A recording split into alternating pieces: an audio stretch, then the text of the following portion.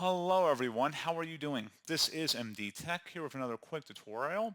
In today's tutorial, I'm going to show you guys how to link your Threads account to Facebook.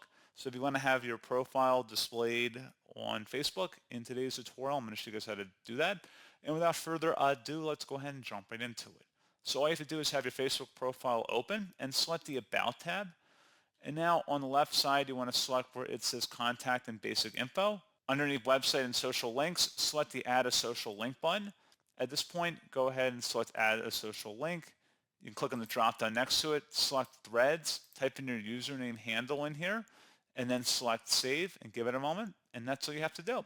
So pretty straightforward process, guys, and as always, thank you for watching. I do hope I was able to help you out, and I do look forward to catching you all in the next tutorial.